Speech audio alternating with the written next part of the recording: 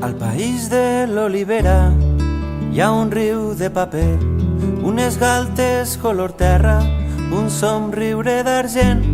Al país de les riberes hi ha un canyar sota els estels i un mural de fulles seques a l'ombra d'un taronger.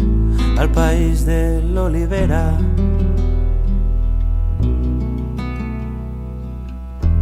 Al país de l'olivera.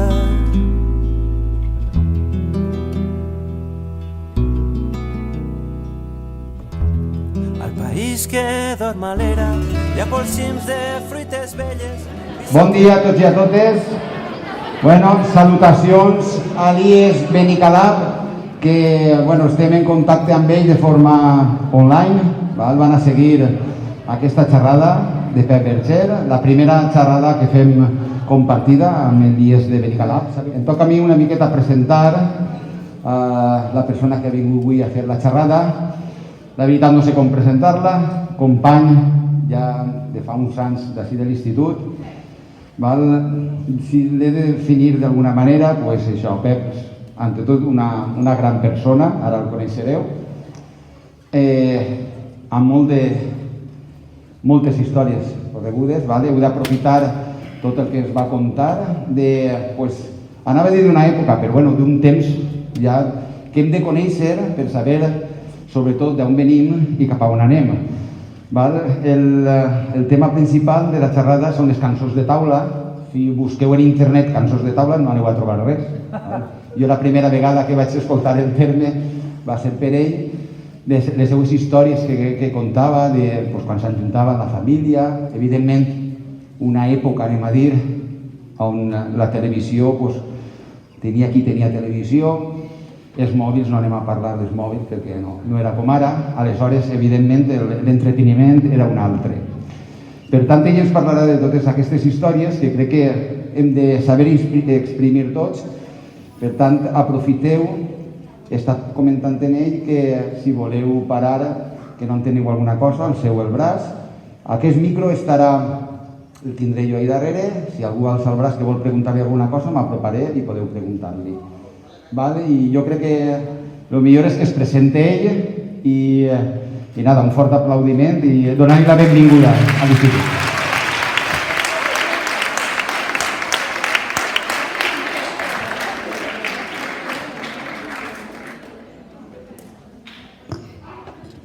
Bon dia a tots. Ara no me'n recordo el que anava a dir. A veure,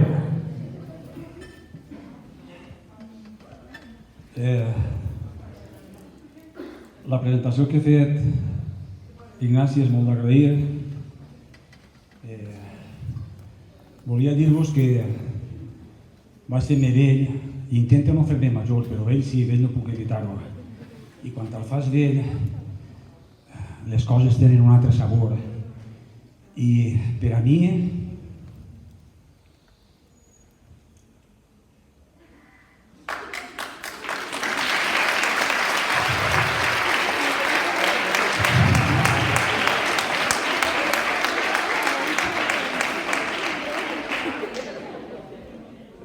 estar ací dalt, no sé quina paraula es gasta, però és molt emotiu. I volia dir-vos això, volia dir-vos si en algun moment donat de lo que vaig a contar-vos i a cantar-vos pare, perquè me s'aflopa l'emoció a la gola i no em deixa seguir, no feu cas, estic bé, no va passar res. Poquet a poquet em passa i continuarem endavant, d'acord? Antes que res, també volia demanar-vos que col·laboreu amb mi. Aquesta sessió que jo vaig a fer, si no col·laboreu, es quedarà buida, es quedarà molt trista. Sabeu que aquesta sessió que anem a fer es diu Cançons de taula. Ignasi té raó, és un terme que jo li vaig posar, que jo me'l vaig traure de la màniga, com aquells que diuen, no? Per anomenar una sèrie de cançons que agermanaven a la gent i que, com sabeu, la música és un instrument de fer cos, no? de fer grup. Tot això ve de quan jo era molt xicotet, de fa 50 i pico d'anys, que pareix que no, però són molts. I al mateix temps, quan em pare a pensar en totes aquestes coses, em dono compte que anem a una velocitat astronòmica, anem a una velocitat bestial avançant i no ens donem compte de que en aquest avanç que estem fent estem perdent moltíssimes coses que formen part del que s'anomena naturalitat, de la persona en si, d'acord? Aleshores, tot això es comença, o tot això ve perquè quan jo era menut, que ja us dic que fa molts anys, no hi havia tablets, no hi havia mòbils, no hi havia ni telèfons. El telèfon hi havia 3 en tot el poble. I era una cosa curiosa dels telèfons, perquè els telèfons funcionaven en una centraleta on havia d'estar una dona o un home tot el dia sentat i tu crides a la central i dius posa'm en el número tal, i aquella desenganxava esta clavija i la posava en esta clavija. Al final ja no dia ningú posa'm en el número, posa'm en el tio Ximo, ja va dir posa'm en Ximo, posa'm en Batiste, ja va dir sí, posa'm en Batiste. I fins i tot a voltes me'n recorde que podies estar conversant amb algú i dius, dir-li a Ximo que es posa que vull parlar amb ell també, i a voltes clavava les 3 clavijes i anant totes les 3 clavijes alhora i parlant tots mesclats. Però això tenies que anar tu on estava el telèfon tu no el tenies, la tele no existia. Doneu-se compte com seria aquest món que jo he conegut, no s'ho creureu, no haver plàstic. Això que avui en dia ens està donant la murga de tan gran manera. Jo tinc una preocupació molt gran, i és que quan vaig a tirar el fem de ma casa em dono compte que la matèria orgànica, el polet de la matèria orgànica és així xicotet, tarda 2 dies en omplir-se i no s'ampli del tot. El del cartó és un poc més gran, però el del plàstic, ja sí o no, és una bolsa impressionant que està ple de plàstic. I en canvi jo vaig conèixer que no hi havia plàstic. I els primers objectes que hi havia de plàstic es consideraven com algo extraordinari, algo fora de sèrie, com si ara inventaren un material nou que es diguera, no sé, X al quadrat, per dir un animalà, no? Hosti, m'ha comprat un peixet o m'ha comprat un joguet d'X al quadrat, hòstia, X al quadrat, ens tornaven tots locos. I quan ja va ser més boniquet, me'n recorde que ma mare em va regalar, i pareix que no, però les mares ho saben tot, tio. A anys llum ja t'ho van endevinar, no? I ma mare, el primer joguet que em va regalar, que conserva encara, i que estaven tots locos, perquè era de plàstic, jo mateix estava loco, era un cavallet de plàstic, i el cavallet anava muntat en una plataforma, en 4 rodetes, però els eixos no estaven centrats en la roda, estaven descentrats en la roda. Què passava? Que quan arrastraves el cavallet, la plataforma balancejava i donava la sensació de que el cavall anava menejant-se. Aquest joguet encara el tinc. I vos dir això perquè anys després la meva afició pels cavalls ha sigut sempre molt forta, no? I anys després va resultar que evidentment ma mare tenia raó. El cavallet de plàstic es va convertir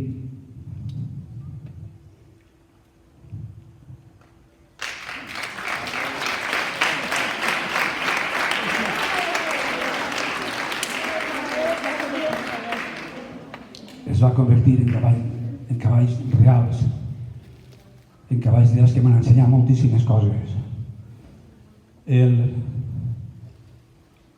poder tindre el privilegi i la sort de tractar amb animals, entre ells el cavall, que és un animal gregari. Gregari vol dir que sempre està dispost a servir-te.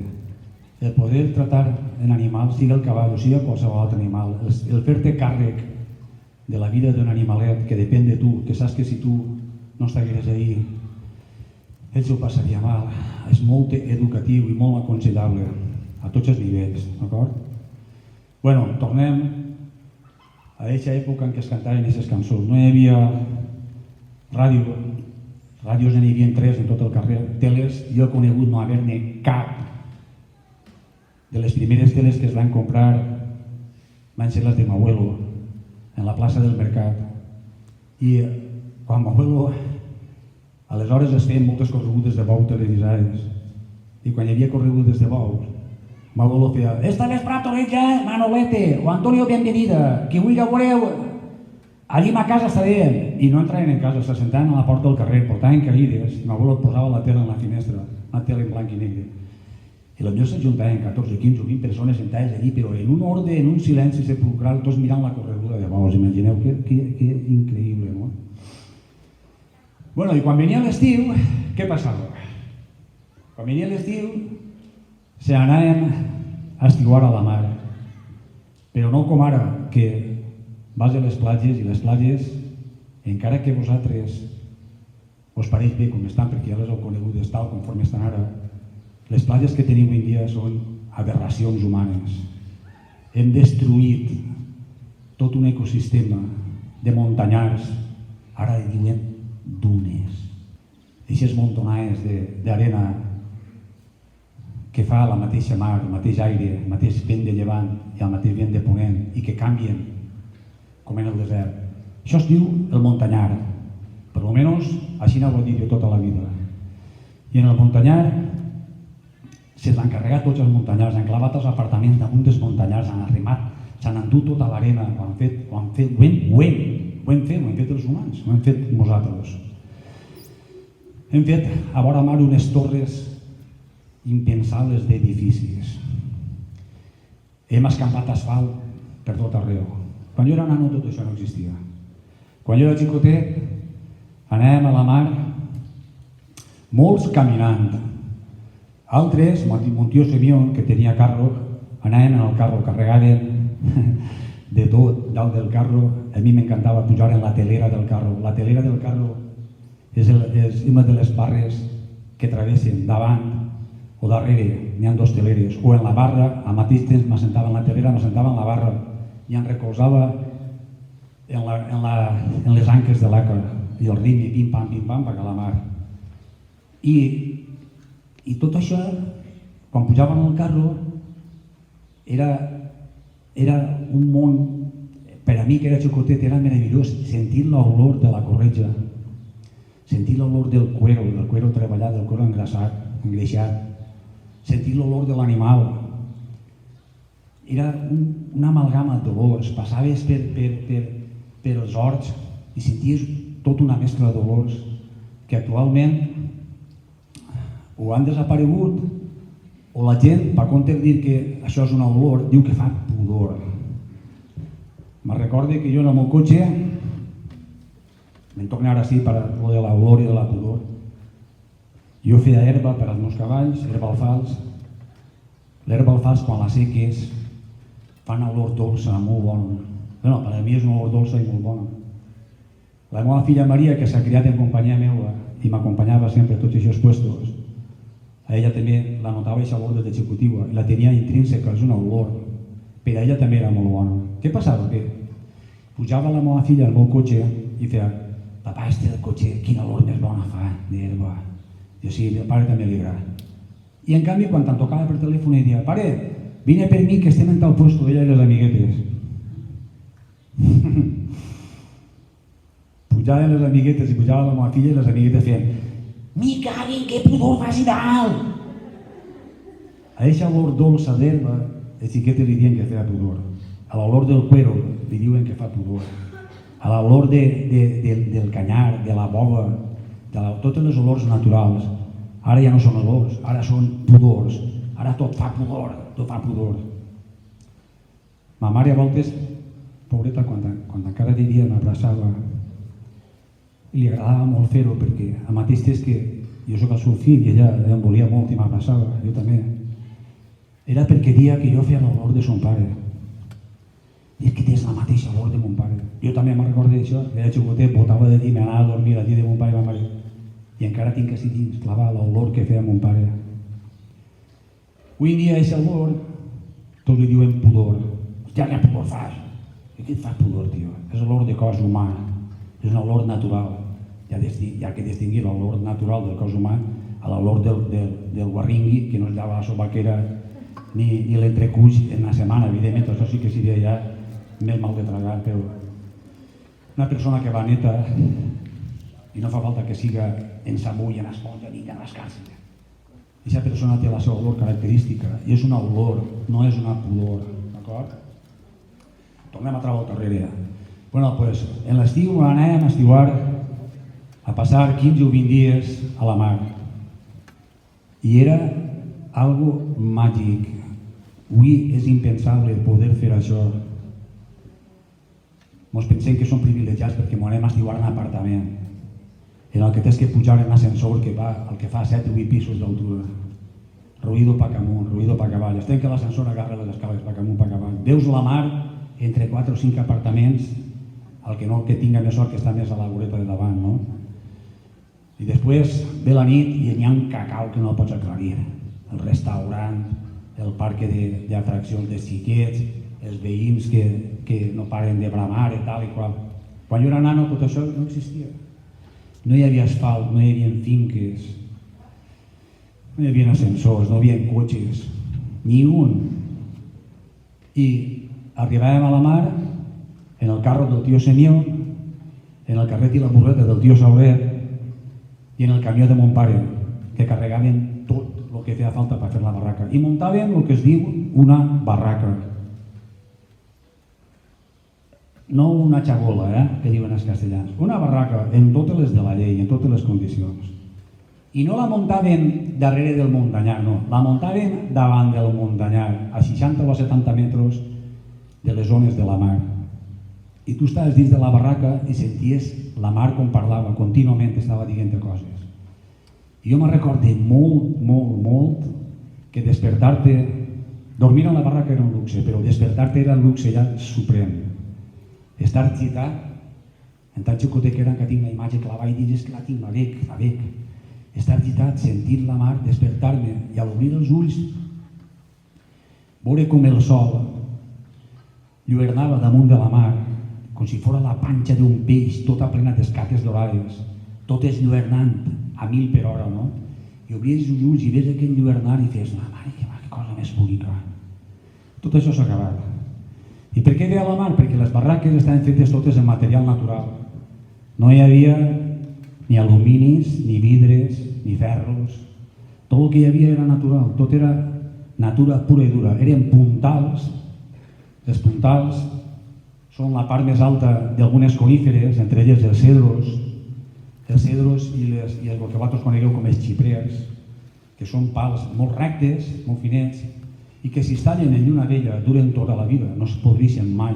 Tenen molta resistència perquè és fusta molt resinosa. Aleshores, tota la barraca estava feta amb puntals. 15 o 20 dies o un mes abans d'anar-me'n a estiuar, els homes de la penya a la branca, que es dia la penya de mon pare, això de la branca, quan te'l fas major ja endevines per què és. Doncs els homes s'ajuntaven un dissabte o un diumenge, perquè la resta dels dies tots anaven a treballar, com aquell que diu de sol a sol, s'ajuntaven a fer bova i anaven a les séquies del poble, es posaven en sarauell i blanquets, se n'entraven dins, àvia per així ran de les cuixes, i es tiraven tot el matí fent bova, feien garbons de bova. La bova no sé si sabeu el que és. Sabeu el que és la bova? Bueno, doncs també se ho perdeu. La bova sí que, ara quan jo ho explico ho sabreu. Si alguna volta heu passat per la marjal, heu vist unes plantes que tenen fulles verdes molt llargues i dalt de tot fan com un puro, fan com un puret marró. Això és la bova. I tenia una utilitat molt gran. En la bova feien els sostres i les cortines de la barraca. I els puros els guardaven, els secaven i per les nits els plantaven a les vores de la barraca, dins de la barraca. Es botaven foc i aquests puros fan un fumet i una olor característica. Això feia que els mosquits se l'arrearen. No gastaven flit. No n'hi havia aparaters per enxufar, d'aixòs que poses pastilleta o líquid i només fan que emitir flit o veneno. Això és veneno, al fi i al cap nosaltres també ho respirem. No, allò era un fumet que anava, no parava d'eixir, estava tota la nit, per de cremar-se tardava molt i els mosquits pegaven a fugir. Bueno, doncs la barraca consistia en muntar moltes catxaperes, que eren com habitacions de 4-6 metres quadrats aproximadament, en puntals, per dalt es ficava, totes al voltant hi ha una sala central, on es muntava una taula grandíssima, perquè allò era conviure de veritat. Allò era passar 15 o 20 dies agermanats, tots en tots. Allí no existia privilegis ni per este ni per l'altre, tots érem igual per a tots. Igual donava jo que li demanava berenar a ma mare que a la tia Lola que a qui fora. El primer que trobaves, que vull berenar, tal. El posaven pa i en aquella època no n'hi havia nocilla, hi havia una manteca que es deia mantecover, no sé si l'heu sentit anomenar alguna volta. Era una manteca que era una manteca de 3 colors, no sé si ara existirà o no existirà. Fa una oloreta molt bona i està molt dolceta. Bueno, pues en aquesta barraca que teníem diversos nuclis, cada un a la seva habitació, es convivia de tal manera que es convivia hasta per la nit. Hasta dormint estaves convivint en la teua gent. Perquè les habitacions que jo estic dient, que tenien 4 o 6 metres quadrats, estaven fetes de tela de sac. Algú sap el que és la tela de sac? Tampoc sabeu el que és tela de sac. Avui dia tots els sacs són de ràfia, plàstic. Ja estem a altra volta ahir, plàstic. Per allà on vas, plàstic per tots els puestos. La tela de sac és tela de llute, que es diu. També hi ha sacs que són de pita. I és una fibra natural. I encara que és una fibra vasta i grossa, quan la confeccionen es queda com si fos un colaor. Es queda en una textura molt grossa i com si fos un colaor que es veu a través d'ella si a l'altre costat n'hi ha llum. Si a aquest costat n'hi ha més llum, passa al revés, els de fora el veuen a tu. Si a l'altre costat n'hi ha més llum, tu veus els de fora, no?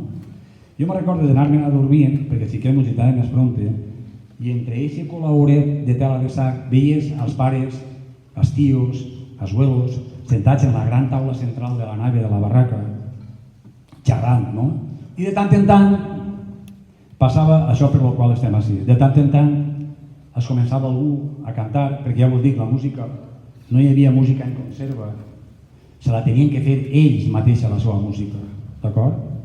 I vos dia que es convivia fins de per la nit, perquè quan els gitaves a dormir, resulta que m'abuelo i m'abuela dormien al costat de l'habitació que dormia jo en companyia de mon pare i ma mare, dormien mon pare i ma mare, les 2 germanes meves i jo, tots a la mateixa habitació. I al costat dormia m'abuelo i m'abuela. I m'abuelo era un tio salao, molt tremendo. I dormint, contava coses. I tots dormint, llitats en el llit. Clar, si tu parlaves dins de la teva barraca, se sentia igual per fora, se sentia d'una manera tamisada, d'una manera molt bonica. I fins que contant coses, a l'última hora ens adormia. I es dient coses gracioses i es dient coses molt excitants, que així no vaig a dir-les perquè... Que jo quan era xicotet no les entenia. Jo feia, per què diuen això? I després el fas gran i hòstia, quan diuen això resulta que era perquè me caguen la mà, quan diuen allò és perquè me caguen, no? I el donaves compte que els majors tenien el seu llenguatge en clau per a poder contar-se coses que als minuts en aquest moment no ens interessava, no ens importava, millor dir, d'acord?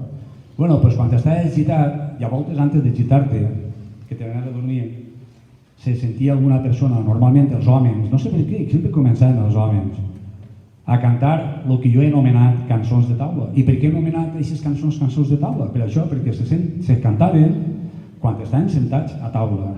Després de tot el dia treballant, se sopava, era un acte de conciliació, se sopava totes les famílies, totes aquests 5 o 6 nuclis de família, tots junts a la taula gran, cadascú aportava alguna cosa per a sopar, i quan s'acabava de sopar, no hi ha tele, no hi ha tablet, no hi ha mòbil, no hi ha ràdio, doncs anem a cantar nosaltres. Com així que n'hi ha un micro, estic parlant del micro perquè volen gravar-ho, però si no fa falta micro, però sí que n'hi ha, no res, sí n'hi ha el que n'hi ha, la nostra veu. És un instrument musical preciós, haureu donat en classe, la donareu si no més tard més pronte, aquest instrument tan bonic que tenim, que és la nostra veu, i es poden fer coses molt boniques a la nostra veu. En aquella època, com que no hi havia altra cosa més que la veu, les persones feien això, aprofitar-se de la seva veu. I cantar cançons dolces, cantar cançons melodioses, i això feia que la gent se sentira íntegra. Al principi potser hi havia algú que no se la sabia, però a la volta de cantar a 2 o 3 voltes ja anaven cantant. I quan ja el sabies la cançó, el donava la sensació de que formaves més encara part d'aquest grup, perquè cantaves exactament igual que ells, cantaves les mateixes cançons i disfrutaves exactament igual que ells. Per això us dic antes que les cançons i la música agermana, la música aglutina, fa penya, fa colla, d'acord? Ara vaig a fer un parèntesi xicotet, si em permetiu, i quan acabi tornarem a les cançons de taula, d'acord? L'haver viscut d'una manera tan natural és un privilegi, igual que és un privilegi haver viscut en les persones que he viscut i l'haver treballat amb ells de la manera que he treballat, que quan vaig anar fent gran treballava en companyia seva, mà a mà, val? I tot això fa que t'arreles a la terra que t'ha vist créixer. Tot això fa crear un amor molt intern a tot el que t'envolta, a lo que els teus t'han ensenyat a estimar. Estem en abril, i abril és un mes molt significatiu per a tots els valencians. Calcule que en classe els vostres profes us hauran parlat del 25 d'abril. El 25 d'abril. Bueno, pues si no vos han parlat, si voleu, podeu traure el tema perquè vos conten alguna cosa sobre aquest tema. I si no, pues us ho conto jo ràpidament ja. El 25 és una data trista pel nostre país. És una data en la qual pergueren una batalla aquelles persones i aquells que eren partidaris de conservar uns drets que teníem al·legats de feia molt de temps, els nostres furs. I en aquesta batalla, per una guerra de successió que hi havia a 2 trons, l'Àustria o el Borbó, hi havia interessos creats. Molta gent apoyaren els Borbons i acabaren guanyant els Borbons. I els Àustria tingueren que desaparèixer. Els Borbons, que són els taratabuelos dels que tenim avui dia, dels reis que tenim avui dia, es dedicaren a fer el que la història ha demostrat, i no ho dic jo, està ahí per a qui vulgui comprovar-ho. Es dedicaren a viure, a la regalar patena i a importar-li un rave el que li passara al poble. I continuen igual, actualment. I, en venjança de tots aquells que s'oposaren a que els Borbons foren els que tingueren que ser els nous monarques, feren totes les calamitats que es va vindre al cap i una micoteta més. Per exemple, en Xàtiva, sabeu per què les persones de Xàtiva s'anomenen socarrats? Tampoc ho sabeu? Hòstia, a veure, viuen una felicitat brutal, no? Bueno, doncs a xativins, com per exemple Ignasi, que és xativí, s'anomenen socarrats perquè Felip V,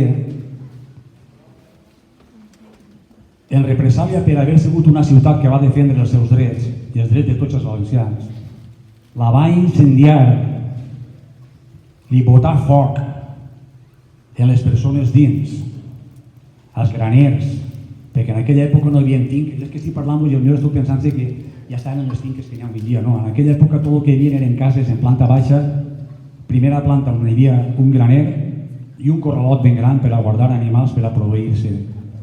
I este senyor, en represàlia, li botà foc a Xàtiva, tota Xàtiva. Per això s'anomenen socarrats. A Borriana i altres moltes ciutats que s'oposaren a que ells foren els nous monarques, a que ells feren el que han fet sempre i continuen fent. Tenim un grup de música al nostre país que, per desgràcia, ha desaparegut ja, s'ha acabat. És el que jo us deia antes. Mos fem vells.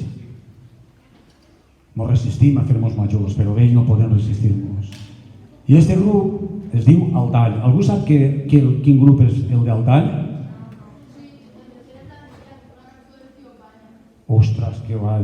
La cançó del Tio Canya. La cançó del Tio Canya és la cançó quasi un himne en defensa de la nostra llengua i de la nostra identitat, que la va composar Altall, entre ells Vicent Torrent, que la canta en una veu especial. Pues el Tall, el mateix temps que va composar aquesta cançó, que ja vos dic que és quasi un himne, composar una altra cançó per a no commemorar, no m'agrada la paraula commemorar, es commemoren coses boniques, no? Agradoses. El Tall va composar una cançó per a recordar, per a que no se'ns oblide què és el que passa el 25 d'abril en Almansa. Va composar una cançó per a que no oblidem la història i en canvi sembla que vosaltres sí que l'haveu oblidat. I sabeu on està el problema? Que el que oblida repeteix. Si t'oblides de les coses ruïnes que t'han passat, acabes tornant-les a repetir, acabes tornant altra volta a caure en el mateix error. I els valencians no hem d'oblidar-ho mai. Vaig a cantar-vos un trosset d'eixa cançó que el Tall va composar i que per lo vist continua estant vigent, i és cert i real. I és que aquesta part de la història, ha estat vetada i no se'ns ha contat en les escoles. Moltes voltes no s'ha contat en les escoles. La cançó diu així, escolteu-la, diu lladres. I l'última estrofa, una de les últimes estrofes, escolteu-la per a desxifrar el contingut. Diu: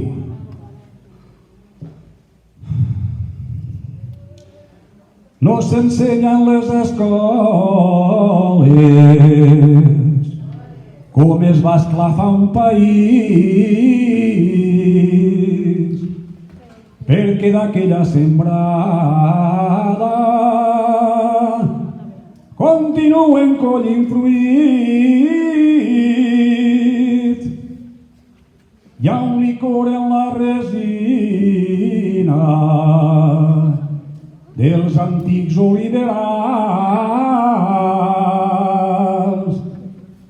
que fa tendre la memòria i aclareix la veritat. Lladres que entreu per Almansa, no sou lladres de saquet, que ens poseu la cova en casa i des de llagó verneu. Que ens poseu la cova en casa i des de llagó verneu. Són uns lladres. Seran sempre lladres. I encara no heu demanat perdó de tanta raboseria. Tornem a les cançons de taula. Per començar, les cançons de taula, anem a fer-ne una facileta. I com us he dit antes a les començar, us demano la vostra col·laboració, perquè si no és així, tot el rato jo pegant la vara, a última hora es cansareu, i no tinc ganes que us canseu. Bueno, anem a cantar una cançó de taula molt bonica, que ja vos dic, no sé per què, sempre la començaven els homes, i els homes, a mi m'encantava sentir cantar els homes, no tinc res en contra de la veu de les dones, no? Però un cor d'homes, de veu masculines, no sé què té, que a mi personalment, contra gustos no hi disfrutes, i a mi aquesta veu masculina, tota que envolta o envolta tot, m'encanta. A veure, xiquet, havies d'alçar la mà per preguntar alguna cosa, digui rei.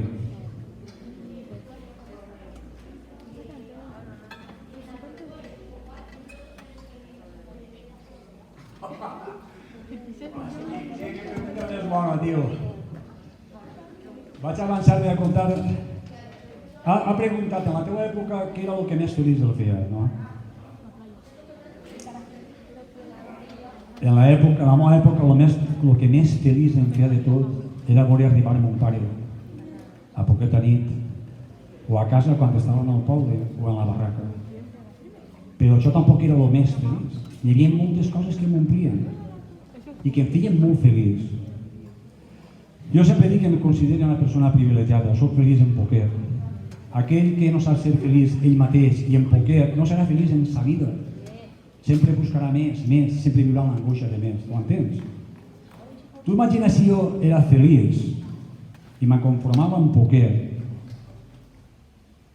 que parant-me'n a la mar, a estiguar, on cantàvem aquestes cançons que cantaré ara, i cantareu amb mi, ma mare a mi no em feia la maleta.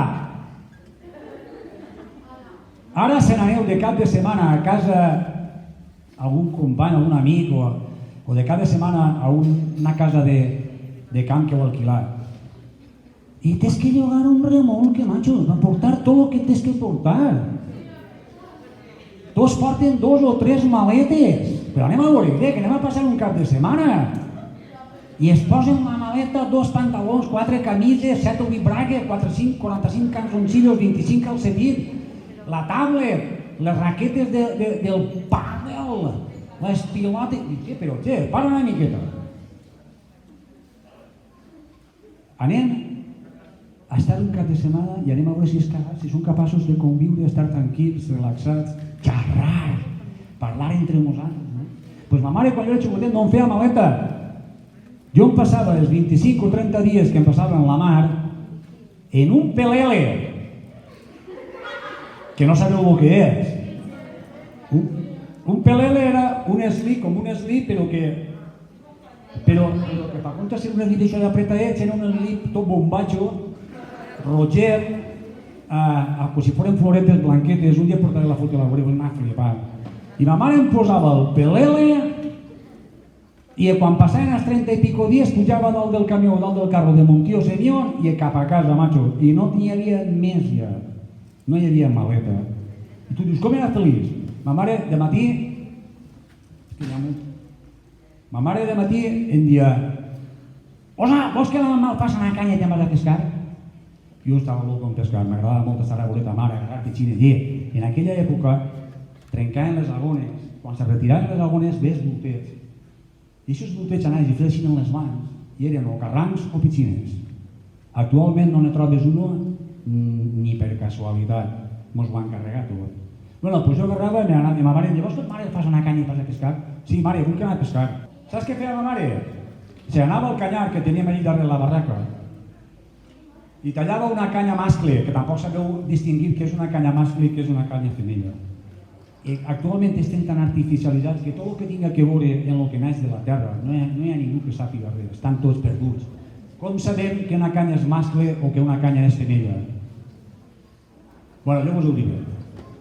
La canya mascle té els nucs molt propets uns dels altres i quan més a la punta s'arriba, més propets els té, de tal manera que les canyes mascle pots doblar-les, tenen molta flexibilitat.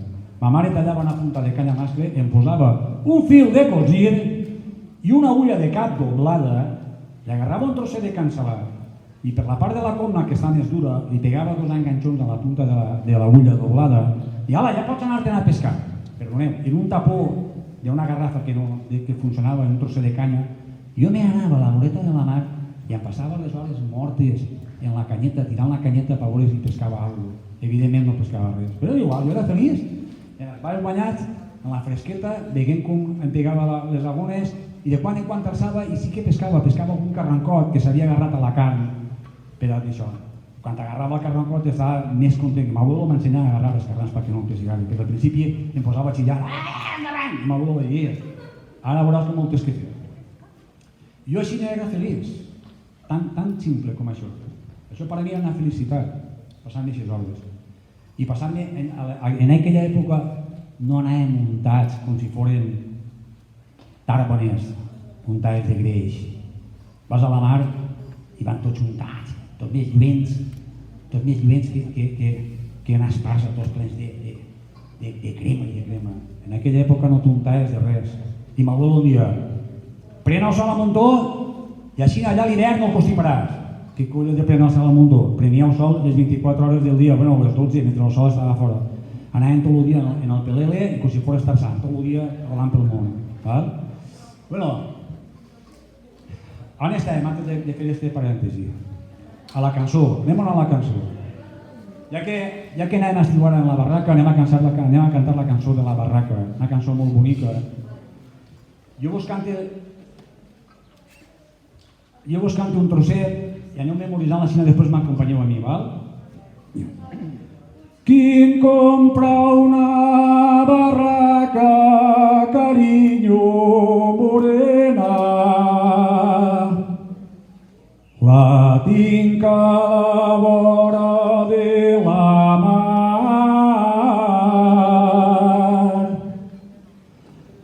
Només li falten les portes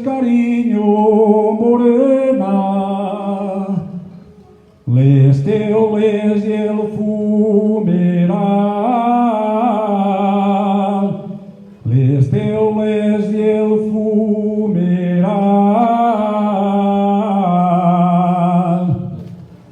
Vale?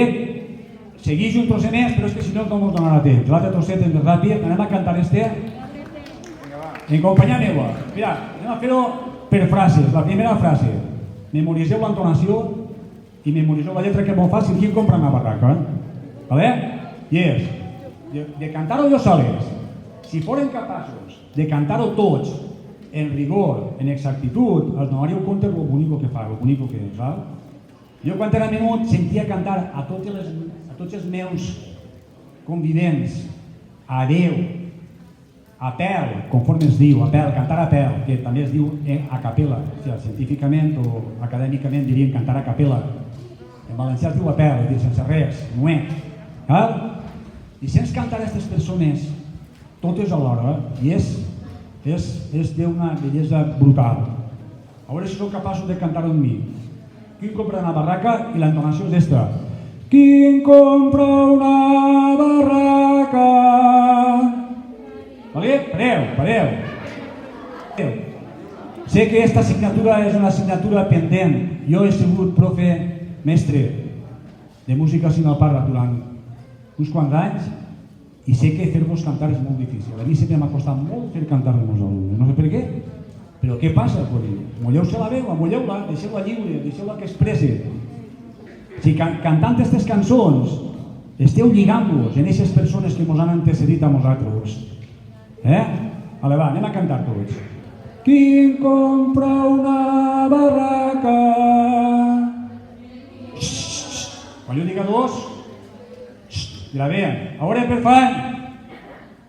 Compte dos i entrem. Un, dos. Qui compra una barraca?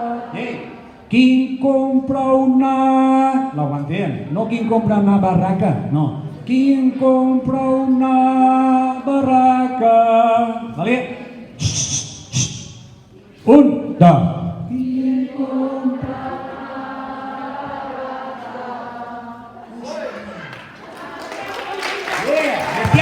bestial! Va, que sembla que la podrem muntar. I si la podem muntar, veureu quina flipa. Si al final la podeu cantar tots en bona veu, veureu com és molt bonic. Sentireu el mateix que sent jo. Vale, va. Ara la segona estrofa. Cariño morena. Cariño morena en esta entonació. Mireu.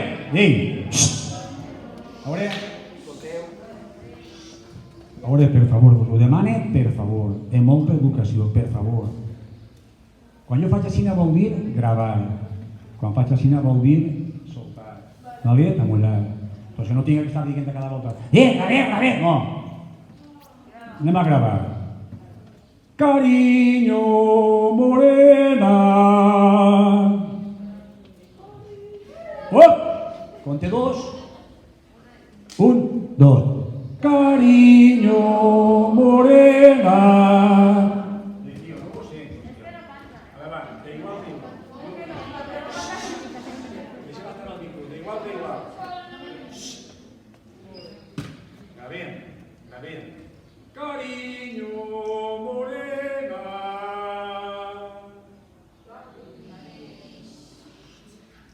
Un i dos. Cariño morena. Com pot ser que este huelet soni més que tots vosaltres junts? M'havíeu de tapar, havia de dir, deixa'm cantar, vinga. I en canvi se sent la nova veu, no vos sent cap vosaltres. Stop! La vergonya cria ronya, la vergonya no aprofita per res, aprofita per fer el ridícul i prou. No tingueu vergonya, canteu, ostres. Vale, Cariño morena. Un, dos. Cariño morena. Anem del principi, que anem a tirar les dues. Des del principi. Gravem. Qui compra la barraca? Cariño morena. Tots ho fa? Un, dos. Qui compra una barraca, carinyo, morena. Repetir. Aguanteu. Qui compra una barraca. A ver. Per favor, s'il vous plaît. Diu una francesa. Vosotros le podemos contar el chiste de francés. Ara no, acá. Grabé. Concéntrate en lo que yo canto. ¿Quién compra una barraca, cariño, morena? ¿Quién compra una barraca, cariño, morena? Intenteu cantar el que pugueu, creo que sona molt bonic. Última volta, grabé. Qui compra una barraca, cariño, morena. Un, dos. Qui compra una barraca, cariño, morena. Me diu, hòstia, falta volum. Doneu una miqueta de volum, però en qualitat. Ei, jo canto molt bé. Us falta fer el que tinc jo, el que faig jo, donar-li volum. Jo no puc donar-li volum des de sí, tenim que fer a vosaltres. Donar volum! Ei! Donar volum no vol dir fer el bèstia, no vol dir cridar. Vol dir amollar la veu amb més volum i amb la mateixa qualitat que vol fer ara. Compte dos i entrem altra volta. Quin compra una barraca, carinyo morena? Un, dos. Qui compra una barraca, carinyo morena?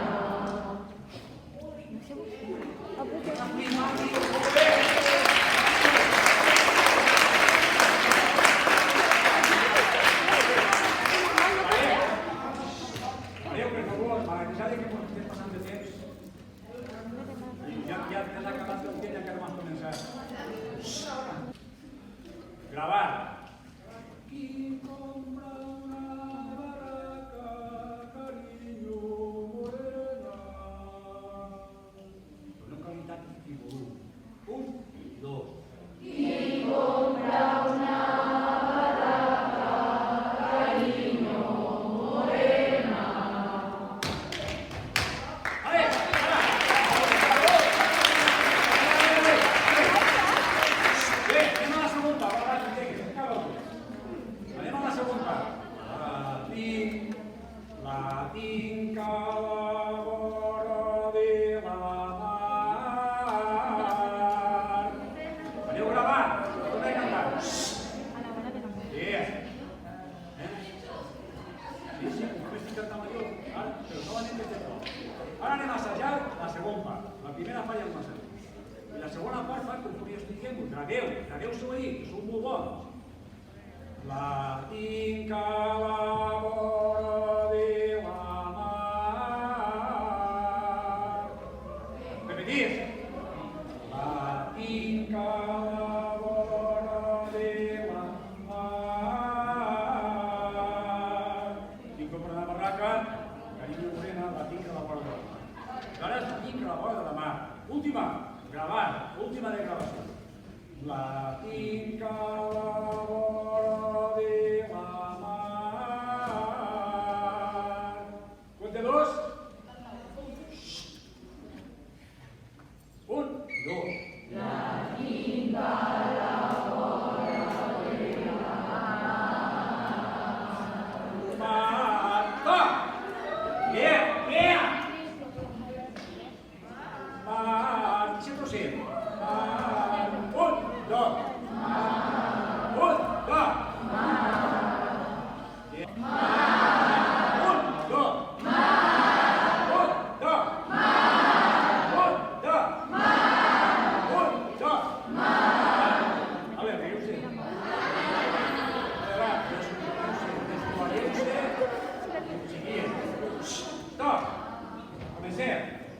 Seguim, vull dir.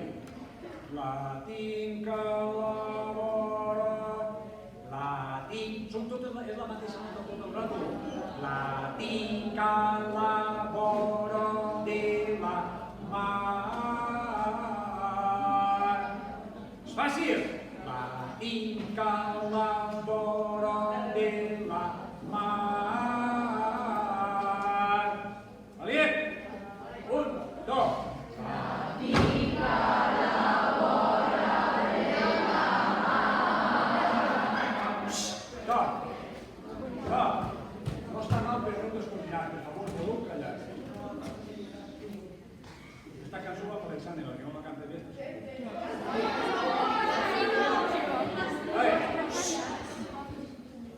No està mal, el que aneu descoordinats no aneu a fer. Mireu-me a mi, fem un poc de cas a mi, doneu volum i qualitat a la vostra veu i veureu com hi ve. La tinc a la vora de la mar. Valent? Tinc a... Compte dos. Anem tots junts. És que sona bé, el que fa és que no anem junts. Aleshores, si no anem junts, no pot sonar bé mai en la vida. A veure, callem. 1 i 2.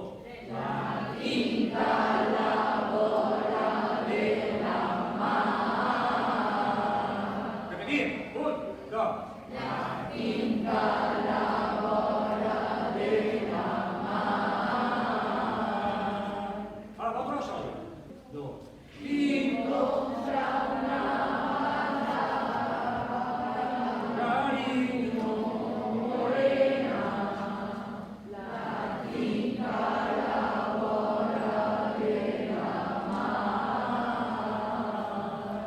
I ara la música repeteix igual, però l'estrofa canvia.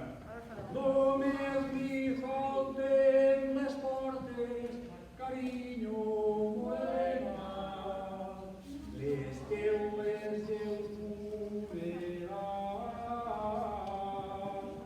les teules i el fumeral. No és difícil de memoritzar, som capaços de memoritzar tots els números que no me'n memoritzaré jo en la vida i serem capaços de memoritzar totes les tractes màgics que hem de fer per a l'altra persona per a fer allò per aconseguir no sé què. Això no és tan difícil de memoritzar. Només li falten les portes, les teules i el fumeral, o sigui que no tenia res. Era una barraca quasi difícil. Per això, ahí està la ciutat. Només li falten les portes, les teules i el fumeral. Només li falten les portes, carinyo morena, les teules i el fumeral, les teules i el fumeral. I ahí s'acaba. No, seguís, però no la fa mirar. Última. Només li falten les portes, les teules i el fumeral, d'acord? 1. Sí, exacte, molt bé, perfecte. 1 i 2. Només li falten les portes, carinyo morena, les teules i el fumeral. Repetim. Les teules i el fumeral. Des del principi fins al final, tota. Bueno, a veure, no vaig a cansar-vos.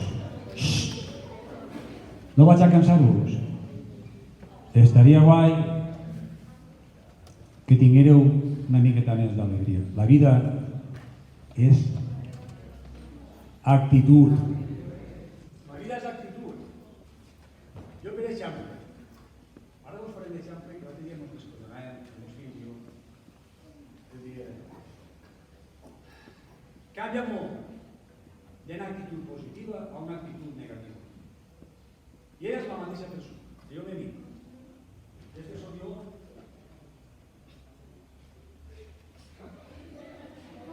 en una actitud negativa.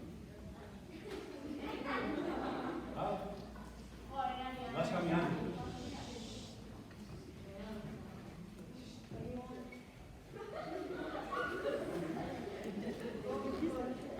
La mateixa persona, són la mateixa persona, no van canviar.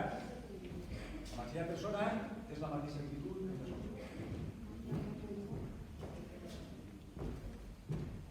Canvia o no canvia? O sigui que canvia. Quina és l'actitud? L'actitud fa molt de la persona. La vida és actitud. Sorolla pintava la llum. Tenia la capacitat en els seus pinzells a replegar la llum Zuluaga, que era un altre pintor basc, clar, allà se m'està movent, este pintor, que tots els quadres que té són quadres foscos, tristos. Entonces, tú eres el pintor de la vida. Tu vols pintar la teva vida trista? Pinta-la trista. Comença a posar allí negres i grisos. Tu eres el quadre, tu eres el pintor de la vida. Tu vols pintar una vida positiva, alegre, dinàmica. Agarres pinzells i pintes una vida alegre, dinàmica, positiva. I les misèries! I les misèries! Perquè hem de ser realistes. Per molt positiu que vulgui ser, la vida a voltes la presenta misèries. I les misèries? Les misèries, cadascú es menja les seues. Perquè jo tinc un lema, tinc una frase que sempre dic: qui es queixa, covarde. Vaig a cantar-vos un trosset de l'última cançó. Bueno, n'hi ha moltes més cançons boniques, però com que no teniu massa ganes de cantar, la cantaré jo. Que és la dels borratxos, que és una cançó molt xula, molt dinàmica, molt festera. Els meus amics i jo, com ens juntem en ma casa a menjar-nos una cassola o una paella, encara la cantem. La cançó dels borratxos diu: posa vi, posa vi, posa vi, molt beurem, molt beurem, molt beurem, que si no m'ho poses no se n'anirem, que volem estar així i així estarem. Que bon ratxera, que bon ratxera, tota la culpa la tavernera. 8, 9, 10, correga la bota, 8, 9, 10, correga la bota, tots veurem. 8, 9, 10, correga la bota, 8, 9, 10, correga la bota, tots veurem. No volem que no estiga borratxo. Això no ho coneguem? I això forma part de la cançó. No volem que no estiga borratxo. Bueno, xiquets, per a mi ha estat un plaer pujar a Sigal. Volia cantar-vos una albada que se m'ha ocorrit a l'última hora. Tinc un problema amb les lletres de les cançons, que soc un trasto, no me'n recordo de les lletres, me les invento i al cap d'un minut diré cantar-les i no me'n recordo. Aquesta volta m'ha vingut al cap una albada i me l'ha apuntat i dic, així segur que no me s'oblida. Ignasi em facin en el cap, volen dir, canta-la, l'albada, no? Bueno, us vaig a cantar-vos una albada per acabar i ja vos amolle, ja no... Sí. A veure, vaig a cantar-vos des d'aquí. La tinc que apuntar perquè ja ho dic jo que les lletres són un trast. La meva filla és un fenomen. Sento una cançó, dos voltes, ja se sap la lletra i no en s'oblida. Dic, no, però tu com pot ser que t'aprenguis la sola sentint dos voltes? Teniu una capacitat de retenció de memòria brutal. Per això us diré antes, no podeu creure que no us aprengueu això perquè no ho sé. La cançó parla de la meva relació amb aquest centre i de lo que he fet i s'aprofita allà en un instantet i vaig a apuntar-la, si no me s'oblida, ja me l'ha apuntat l'àrea cançó. Sí, no, la lletra. Les albades són les cançons populars valencianes que es canten normalment, es diuen albades perquè es cantaven a l'alba. Es diuen albades perquè es canten a l'alba, es canten a la matinada. Normalment són cançons que poden tindre o un caràcter amistós o tot el contrari, un caràcter rivalitzador, no? El que canta és el cantaor, el que canta la cançó, i normalment el cantaor porta un que toca la dolçaina, un altre que toca el tabal, i darrere d'ell està la peça fonamental de les albades, que és una persona que li diuen el versador. El versador és una persona que s'inventa en el mateix moment totes les estrofes perquè rimen i que siguin cantades i que siguin o amistoses, cantar-li-les a una companya, a una amiga, a una enamorada teua, o rivalitzadores, cantar-li-les a algú que tens avorrit i vas i li amolles totes les lletanies per dir-li lo sinvergüenza que és, per exemple, no? En este cas no, en este cas és una albada que vaig a cantar-vos jo, que és amistosa. Ja us dic, es diuen albades perquè normalment es cantaven a l'alba, el fer-se de nit, quan es feia de nit quasi a la matinada del dia següent. Aquesta cançó que vaig a cantar-vos diu així: Vinc al Parra a cantar amb alegria i primor, amb alegria i primor, perquè sou la meua gent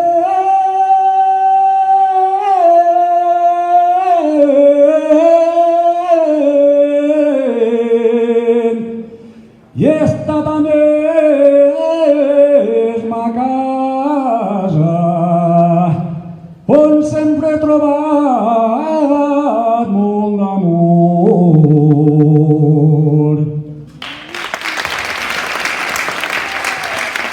A veure, xiquet, ha estat un plaer vindre a col·laborar en el meu institut i el meu institut no són les parets, el meu institut sou vosaltres. Perquè un institut que són parets i escales, home no, l'institut no és l'edifici, l'edifici és una part molt xicoteta, però col·laborar en el meu institut vol dir venir a col·laborar en la meva gent. Encara que no he sigut mestre vostre, però jo sempre considero que totes les criatures que se senten ahí i que venen a aquest centre segueixen seguint i sempre seguint la meva gent. Moltes gràcies per haver-me suportat aquest rato, per haver atès, perquè l'ha atès molt bé. I us desitjo que acabeu de passar un bon curs i que, per tant, acabeu de passar un bon estiu. Gràcies i salut a tots. Volem fer algunes preguntetes, val? Que havia gent que vol fer preguntes. Val, a veure. Com va ser la teua carrera de música? Com va ser la teua carrera de música?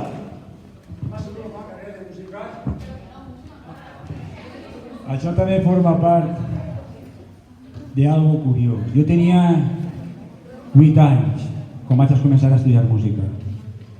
I li vaig dir a ma mare va il·lusionar moltíssim. Em va apuntar a l'escola i aleshores, a l'any següent, en 9 anyets, ja anava al conservatori a València, 2 voltes a la setmana, una volta a la setmana. Anem a un conservatori que ara te'n recordes de com era aquell conservatori i és al·lucinant perquè era una casa fosca, trista, lúgubre, en una olor molt forta. I en 9 anyets, escolteu això, en 9 anyets,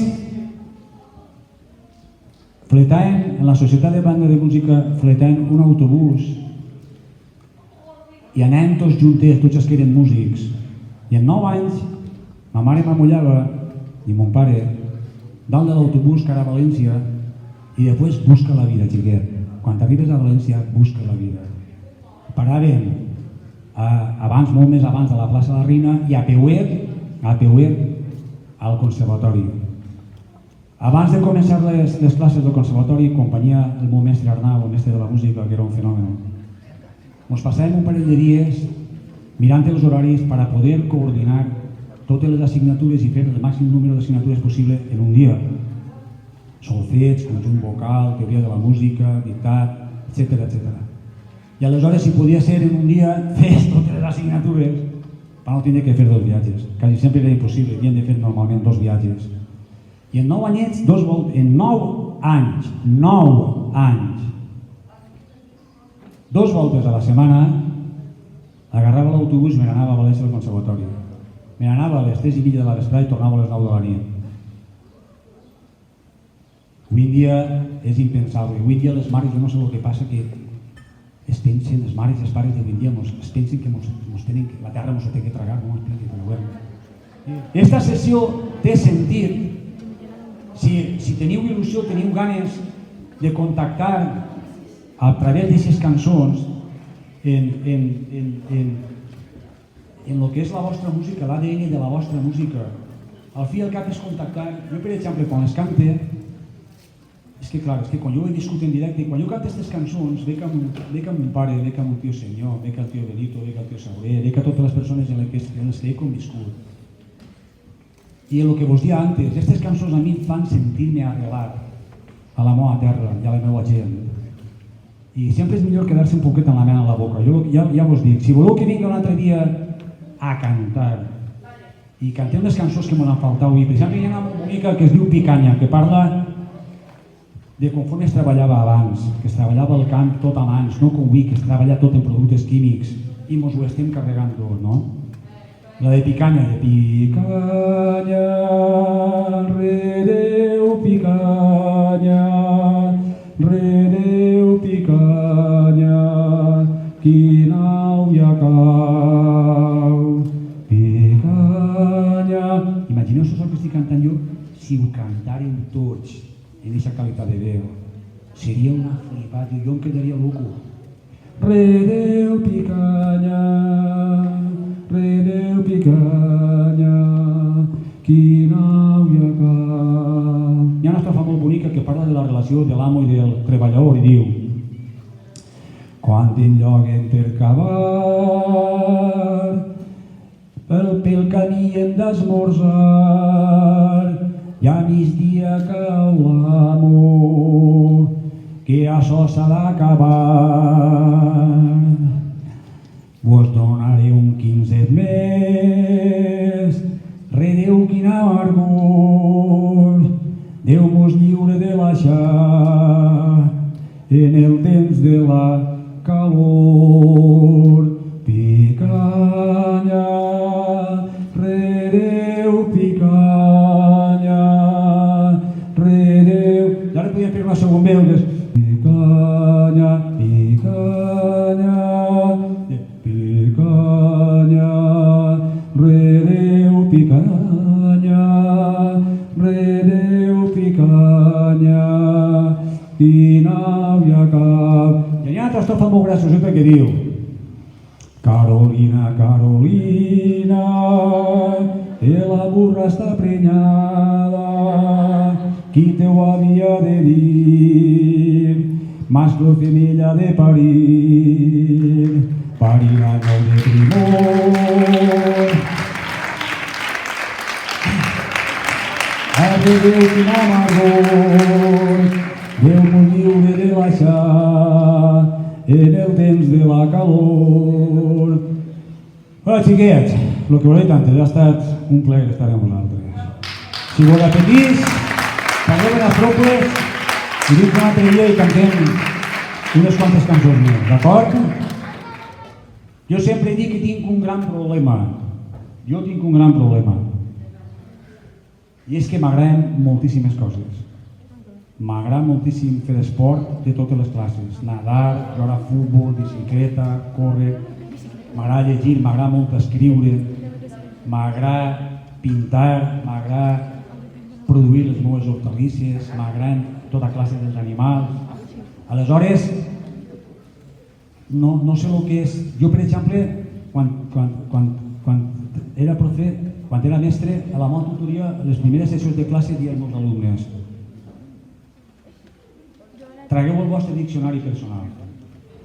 I ara t'ho explicaré. Fem una pantomima, no? Fem una parsimònia. Jo feia: tragueu el vostre diccionari personal. I diu ahir en la butaca: tragueu set. I tots fem: m'ha fet el quilòmetre, feien el diccionari. Busqueu per la paraula avorrit. Avorrit. A veure, la A, la B, A, B, A, B, A, D, A, C, A, X, A, U i A, V. A, V, A, V, avorrit. Ja la troba, mestre. Posa avorrit? Sí. Arrenqueu la fulla, plegueu-la ben plegat i tireu-la a la basura. I molts alumnes feien: ja! Plegant. Avorrit, a la basura. Una altra volta per acabar. Busqueu en la vostra fulla del diccionari personal, la vostra ADN, busqueu la paraula cansat. Vale? Busquem tic-tac, cansat. Ja la tenim, mestre, ja la tenim. Arrenqueu la fulla, arrenquem la fulla, arrueu-la tota ben arruada, feu un bolquet i a la basura. Està prohibit dir estic avorrit o estic cansat. Jo, quan tenia mon pare 60 i pico d'anys, va ser la primera volta que li vaig sentir dir estic cansat. Tinc una poesia escrita d'aquest moment, el moment que per primera volta li vaig sentir dir a mon pare estic cansat. No m'ho podia creure. em vaig quedar mirant-lo i no m'ho podia creure. Encara me'n recordo ara que estigués allí mirant-lo al seu costat. Però no s'ho pergava. Això és molt fort. A mon pare vaig arribar a sentir-li dir eixe dia li vaig sentir dir estic cansat i se va escapar. No ho vaig tornar a sentir ni més mai. Ma mare va morir farà poquet. Dic poquet perquè el temps passat tan a pressa que 2 anys són no res. I ma mare va morir en 94 anys. A ma mare va morir en 94 anys i mai en la vida li he sentit dir estic cansada. Mai en la vida. A la vostra edat, a qualsevol edat, dir estic cansat és pecar mortal. Pots estar abatut, pots estar desmotivat, pots estar enfonsat, però a la vostra edat dir-me cansat no és tolerable. No és tolerable, impensable. I avorrit, el mateix. Com que estàs avorrit, tio? Com que estàs avorrit? Pues no hi ha coses que fer, Senyor mío Jesucristo. No hi ha coses que fer. Molt de gust, xiquets. Bueno, moltes gràcies, Pep, un fort aplaudiment. Bueno, espera't un momentet, volem fer-te un detallet en nom de l'institut. Vale, estem molt agraïts que hagis vingut a compartir amb nosaltres. Vale. Un fort aplaudiment, per favor.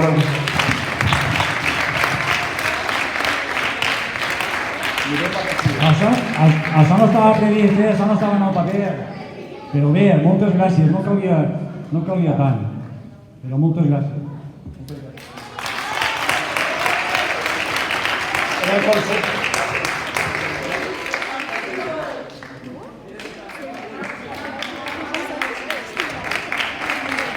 Moltes gràcies. Molt bonic.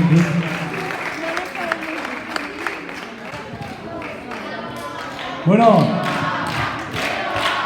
a la vostra disposició.